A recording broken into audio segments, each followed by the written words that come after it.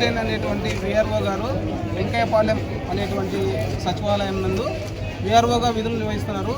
ఇతడు అనారోగ్య సమస్యతో తర్వాత వచ్చేసి ఆపరేషన్ చేయించుకొని అనారోగ్య పరిస్థితుల కారణంగా నేను బిఎల్ఓ విధులను నిర్వర్తించలేకపోతున్నాను, నన్ను బిఎల్ఓ విధుల నుంచి మినహాయించండి అని పలుమార్లు వినిపించినప్పటికీ ఎంఆర్ఓ గారు కానీ లేకుంటే డిప్యూటీ తహసీల్దార్ కానీ అతని మాటలు పట్టించుకోకున్నట్ల ప్రెజర్ పెడుతూ ఇప్పటికీ కంప్లీట్ కావాలి అనేటువంటి ఉద్దేశంతో మాట్లాడుతూ ఒత్తిడి తీసుకొస్తూ చేయడం వలన మన మొహమ్మద్ హుస్సేన్ గారు ఆకస్మికంగా నైట్కు నైటే రాత్రికి రాత్రే సూసైడ్ చేసుకోవడం జరిగింది.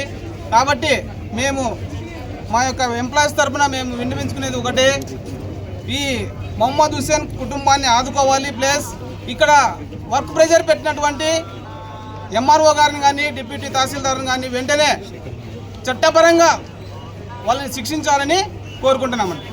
సార్ అసలు మీకు ఎలాంటి పనిభారం ఉంది సార్?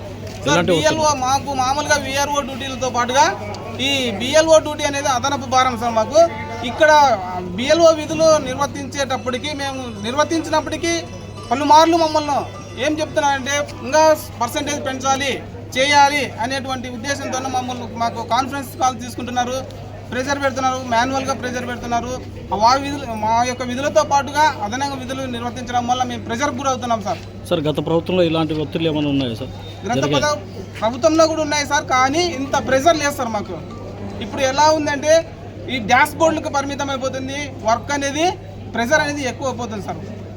డాష్ బోర్డులు చూపించడానికే పరిమితం అయిపోతున్నాం సార్. ఇక్కడ బాధితుడికి ఎలాంటి న్యాయం కావాలనుకున్నారు సార్? బాధితులకు మాకు తెలిసినంత వరకు ప్రభుత్వం నుంచి ఎక్స్గ్రేసియా చెల్లించాలి, ప్లస్ కుటుంబానికి ఏదో ఒక రకంగా ఉద్యోగం ఇప్పించాలి. ప్లస్ ఇక్కడ ప్రతి ఒక్క ఉద్యోగికి ఈ వర్క్ ప్రెజర్ లేకుండా ఒక ఫ్రెండ్లీ నేచర్తో లేకుంటే ఒక రకమైనటువంటి ఆహ్లాదకరమైన వాతావరణంలో మనం పనులు చేసుకునేటట్లుగా కల్పించవలసిందిగా మేము కోరుకుంటున్నాం సార్.